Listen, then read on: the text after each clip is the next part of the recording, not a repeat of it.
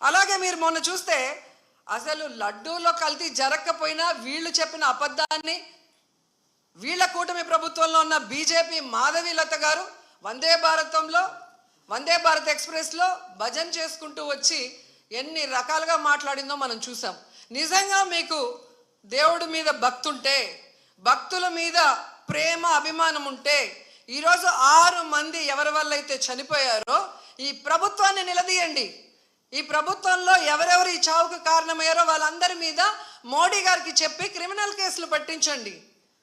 అంతేగాని ఈరోజు మీరు పూసుకొని మీరు చేస్తే మాత్రం అది కరెక్టు, వేరే వాళ్ళు చేస్తే తప్పు అన్నట్టుగా దొంగ మాటలు చెప్తూ ఎవరి మీద దుమ్మెత్తి పోయాలనుకుంటే ప్రజలు అన్నీ గమనిస్తున్నారు. అండ్ ఈరోజు మీరు చూస్తే మోడీ గారికి కూడా మేము విన్నవించుకుంటున్నాం, మీకు భక్తి ఎక్కువ ఉంది కాబట్టి ఈరోజు తిరుమలలో జరిగింది పూర్తిగా చంద్రబాబు నాయుడు గారి ఫెయిల్యూర్, ఆయన నియమించిన అఫీషియల్స్ పాలక మండలి ఫెయిల్యూర్. సో వీరందరి మీద విచారణ జరిపించి దీనికి ఎవరెవరి నిర్లక్ష్యం కారణమో వాళ్ళందరి మీద క్రిమినల్ కేసులు వేసి వీళ్ళందరినీ లోపల పెట్టాలి. ముందు వీళ్ళందరితో రాజీనామా చేయించాలని కూడా డిమాండ్ చేస్తున్నాం. ఇక హోంమంత్రి గారు ఉన్నారు, ఎప్పుడు ప్రెస్ మీట్ పెట్టి ఎవరి మీద దుమ్మెత్తి పోద్దామా, ఎవరిని మాట్లాడదామా అనుకుంటున్నారే తప్ప వీళ్ళు వచ్చిన తర్వాత ఈ రాష్ట్రంలో లా అండ్ ఆర్డర్ ఎలా దిగజారిపోయింది, మహిళల మీద ఎలా అఘాయిత్యాలు అవుతున్నాయి, ఏ విధంగా మనుషులు చనిపోతున్నారు తోపులాట్లో పోలీసుల నిర్లక్ష్యం వల్ల, వీళ్ళకి కంట్రోల్ లేదనేది స్పష్టంగా అర్థమవుతుంది. సో ఇలాంటి వాళ్ళని హోంమంత్రిగా పెడితే ఇంకెంతమంది ప్రాణాలు తీస్తారో ఒకసారి మీరే ఆలోచించి యాక్షన్ తీసుకుంటే మంచిదని కూడా కోరుకుంటున్నాను. అండ్ మనకొక సనాతన యోధుడు తిరుపతిలో ఆయన డిక్లేర్ చేసుకున్నాడు, నేను సనాతన యోధుణ్ణి, హిందువుల పక్కన నిలబడుతున్నా, హిందువులకు ఏదైనా జరిగితే నేను ఊరుకోను అన్నాం. అదే తిరుపతిలో ఈరోజు 6 మందిని మీ కూటమి ప్రభుత్వం చంపేసింది. దీనికి మీరు ఏం ప్రాయశ్చిత్తం చేస్తారు? చంద్రబాబు నాయుడుతో రాజీనామా చేయిస్తారా? మీరు బాధ్యత తీసుకొని రాజీనామా చేస్తారా? లేదా టీటీడీ చైర్మన్తో రాజీనామా చేయిస్తారా? హోంమంత్రితో రాజీనామా చేయిస్తారా? లేదా అందరూ కలిసి కట్టకట్టుకొని రాజీనామా చేస్తారా? మీ అందరి ఫెయిల్యూరే కదా ఇది.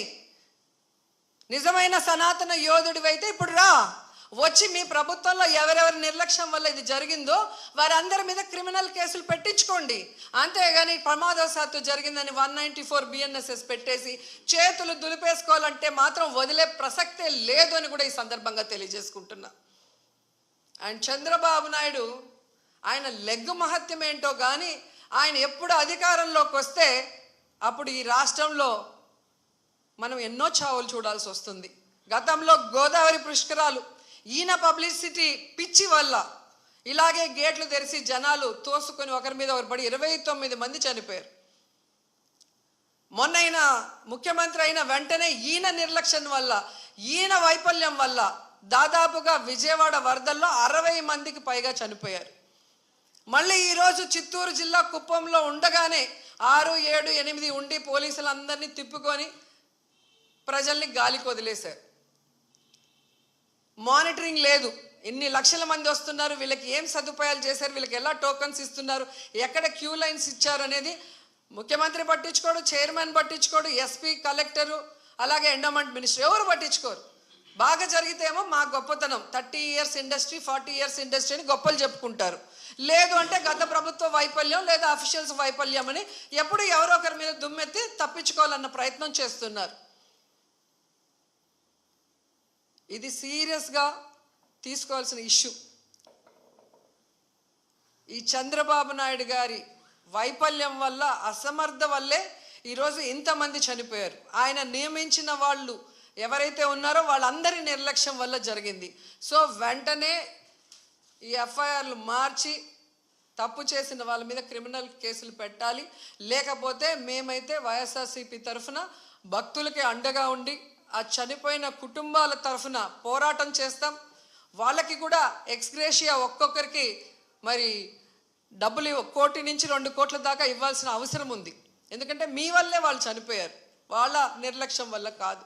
అలాగే గాయాలైన వాళ్ళకి 25 లక్షల రూపాయలు కూడా ఇవ్వాలని డిమాండ్ చేస్తూ, నిజంగా తిరుపతి అమ్మాయిగా నాకు నిజంగా చాలా బాధేస్తుంది. ఎందుకంటే నాకు తెలిసి ఇంతవరకు తిరుమల చరిత్రలో ఇలా వైకుంఠ ఏకాదశి కోసం దర్శనానికి వచ్చిన వాళ్ళు చనిపోయిన దాఖలాలే లేదు. అలాంటిది ఈరోజు 6 మంది దాకా చనిపోయారు అంటుంటే, ఆ కుటుంబాలు టీవీల్లో చూస్తుంటే వాళ్ళు ఏడుస్తుంటే మనసు ద్రవించిపోతుంది. కానీ ఈ కుటుంబ ప్రభుత్వానికి ఏ ఎమోషన్ లేదు, ఏ బాధ లేదు. ఎలా తప్పించుకుందామా, ఎవరి మీద తోసేద్దామా అన్న ప్రయత్నమే వీళ్ళు చేస్తున్నారు. సో ఖచ్చితంగా మోడీ గారిని డిమాండ్ చేస్తున్నాం, మీరు దీని మీద సీరియస్గా ఎంక్వైరీ చేయించాలి. తప్పు చేసిన వాళ్ళ మీద క్రిమినల్ కేసులు పెట్టి వీళ్ళని లోపల పెట్టాలి. అలాగే హైందవ శంకరావం చేసిన ఈ మఠాధిపతులందరికీ చేతులెత్తి నమస్కరిస్తున్నా, ఇప్పుడు బయటకు రండి.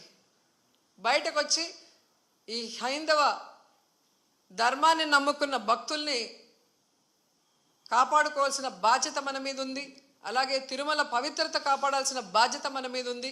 అలాగే భక్తుల చావుకు కారణమైన వాళ్ళని శిక్షించే విధంగా మనం పోరాడాల్సిన అవసరం కూడా ఈరోజు ఉంది. కాబట్టి మీరందరూ బయటికి రావాలి, మాట్లాడాలని కూడా కోరుకుంటున్నాను.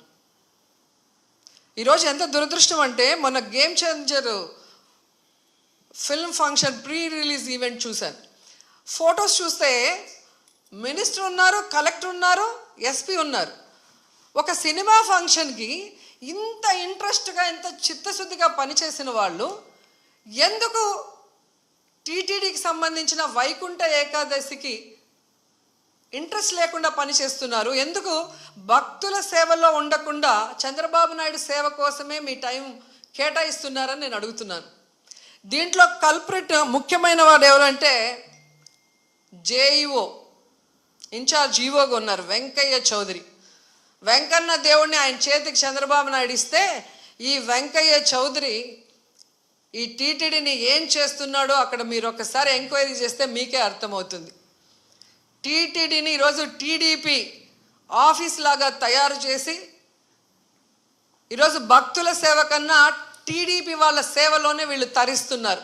ముందు ఆ జేఈఓ వెంకయ్య చౌదరిని అక్కడి నుంచి తీసేస్తేనే ఆ తిరుమల ప్రక్షాళన అవుతుందని కూడా ఈ సందర్భంగా తెలియజేసుకుంటున్నా.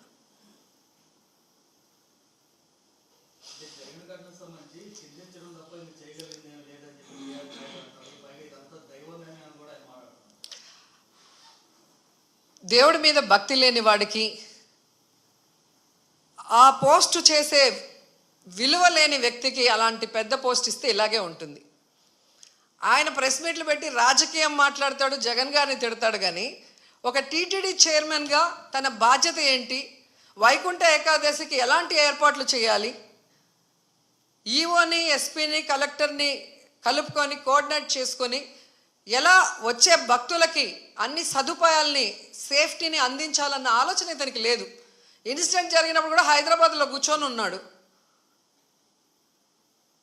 ఆయన మాట్లాడిన తీరు చూస్తే తాగి మాట్లాడా, వయసు అయిపోయి మాట్లాడా నాకైతే అర్థం కాలేదు. కానీ ఎంత కేర్లెస్గా, ఎంత సిల్లీగా ఆయన మాట్లాడిన మాటలు. నేను గుడిలో ఎస్పీ కనిపిస్తే చెప్పాను, కొంచెం జాగ్రత్తగా చూసుకోండి, ఏదో గొడవలు అవుతున్నాయి అని నాకు సమాచారం వచ్చింది అన్నాడు. మరి ఎస్పీకి చెప్పిన తర్వాత ఎస్పీ కరెక్ట్గా చూసుకుంటున్నాడా లేదా మానిటరింగ్ చేయాల్సిన బాధ్యత చైర్మన్కి, బోర్డు మెంబర్స్కి ఉంది కదా. మరి నువ్వు హైదరాబాద్లో కూర్చుంటే తిరుపతిలో టికెట్లు ఏ కౌంటర్లో ఇస్తున్నారు, వాళ్ళకి ఏం సేఫ్టీ ఉంది, వాళ్ళకి ఏమి సౌకర్యాలు అందుతున్నాయో ఎలా తెలుస్తుంది మీకు? మంత్రి గారు, ఎమ్మెల్యే, చైర్మన్, పాలక మండలి, కలెక్టరు, ఎస్పీ వీళ్ళందరూ తిరగాలి తిరుపతిలో, తిరుమలలో ఎలా ఉన్న ఏర్పాట్లు, ఏమైనా అవసరం